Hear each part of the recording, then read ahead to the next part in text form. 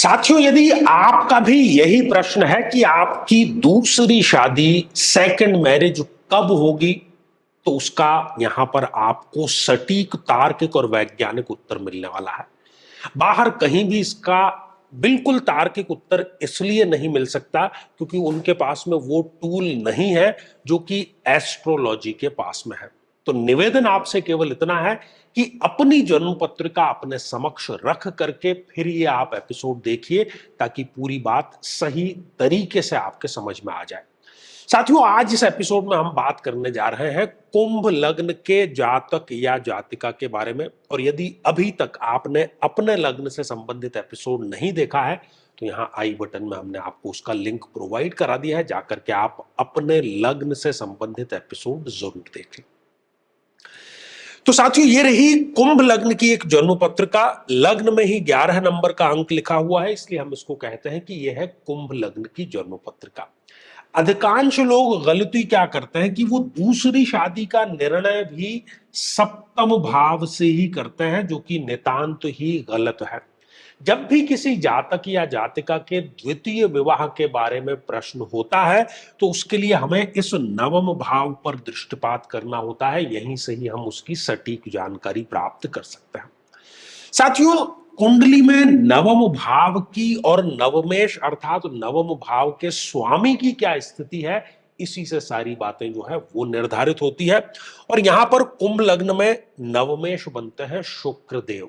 तो सबसे पहला तो सिद्धांत यही हो गया कि जब भी इस जातक या जातिका को शुक्र की महादशा आएगी उसमें इनके द्वितीय विवाह की बहुत प्रबल संभावना होती है। दूसरी बात, किसी और ग्रह की महादशा चल रही है, उस किसी और ग्रह की महादशा में जब भी शुक्र देव का अंतर आएगा, शुक्र की अंतरदशा जिसको कहते हैं, तब भी इनके द्वितीय विवाह की बहुत प्रबल संभावना है यहां पर निर्मित होती है।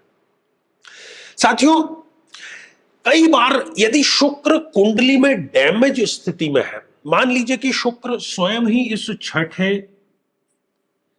या इस 8वें या इस 12वें भाव में विराजमान है, या फिर वो कुंडली में स्वयं ही 0 डिग्री के विराजमान है, या 28, 29 जैसी अंतिम डिग्रियों के विराजमान है, ठीक है, या फिर वो कुंडली में है अस्त, तो नवमेश का डैमेज होना कहीं ना कहीं इस बात का इशारा करता है कि शुक्रदेव द्वितीय विवाह में अननेसेसरी डीले जो है वो कर रहे हैं। साथियों, ये तो हो गया पहला सिद्धांत। अब दूसरा सिद्धांत ये है कि आप दृष्टिपात कीजिए कि नवम भाव में आपके कौन से ग्रह विराजमान है, ठीक है ना। यदि इस नवम भाव में एक या अधिक जो कोई भी ग्रह विराजमान है, उस ग्रह की महादशा में या उस ग्रह की अंतरदशा में द्वितीय विवाह व्यक्ति का अवश्य संपन्न होता है। अब कई लोगों के ये प्रश्न होगा कि हमारे तो इस नवम भाव में कोई भी ग्रह विराजमान ही नहीं है, खाली है। ऐसी स्थिति में जो कोई भी ग्रह अपनी पूर्ण दृष्टि से इस नवम भाव को देख रहा है, यहां पर दृष्टिपात कर रहा है, उस ग्रह की महादशा में या उस ग्रह की अंतरदशा में द्वितीय विवाह व्यक्ति का अवश्य संपन्न हो जाता है। साथियों, यदि इस नवम भाव में कुंडली का कोई अति मारक ग्रह आकर के विराजमान हो गया है, तब भी वो व्यक्ति के द्वितीय विवाह में अननेसेसरी डीले जरूर कराता है। मान लीजिए कि यहां पर चंद्रदेव विराजमान है, चंद्रमा जो कि एक अति मारक ग्रह है इस जन्म पत्रिका में, तो वो यहां पर बैठ करके द्वितीय विवाह में न केवल डीले कराएगा बल्कि घनघोर मानसिक तनाव, श्वसन तंत्र से कोई समस्या, या स्त्रियों की यदि कुंडली है तो उनको स्त्री जन्य रोग अवश्य दे देता है। साथियों, यदि इसी नवम भाव में सूर्य देव विराजमान हो जाए, सूर्य यहां पर एक तो मारक है और ऊपर से यहां पर वो नीच राशि के हो गए हैं, ऐसी स्थिति में वो भी द्वितीय विवाह में अननेसेसरी डीले कराएगा और साथ ही पेट और पाचन तंत्र से संबंधित कोई गंभीर समस्या इस जातक या जातिका को वो अवश्य दे देता है।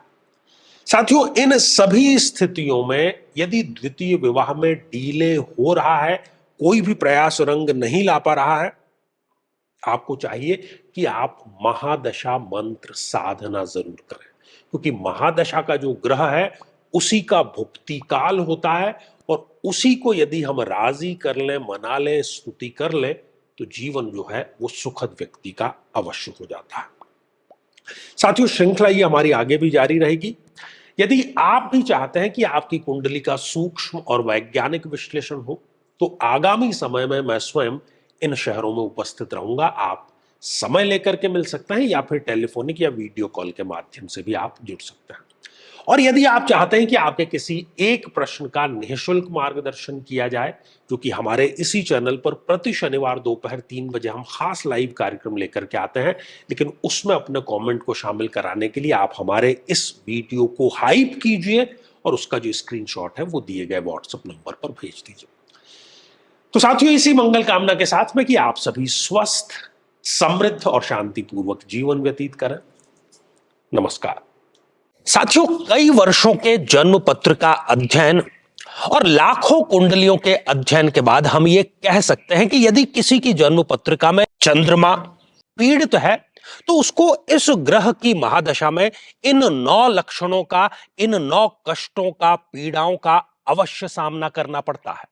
माता को कष्ट या माता से कष्ट, किसी न किसी प्रकार का गुप्त रोग, श्वास रोग, मानसिक रोग, तनाव या डिप्रेशन, अनिर्णय की स्थिति, ओवर थिंकिंग, स्त्रियों को स्त्रीजन्य रोग होना, या ऐसी स्थितियां जिसमें कि व्यक्ति एक अज्ञात भय से पीड़ित रहता है। लेकिन साथियों, यदि आप भी इन सभी कष्टों से स्थायी और सटीक मुक्ति प्राप्त करना चाहते हैं, तो उसका तरीका है इस ग्रह की महादशा मंत्र साधना दीक्षा, जो विशेष रूप से आपके नाम, आपकी जन्मतिथि के अकॉर्डिंग की जाएगी, और गुरु दीक्षा के माध्यम से अभिमंत्रित माला भी आपको प्रदान की जाएगी, ताकि न केवल ये सारे कष्ट दूर हों, बल्कि ये पूरी की पूरी महादशा आपके लिए शांतिदायक और सुख समृद्धिदायक साबित हो।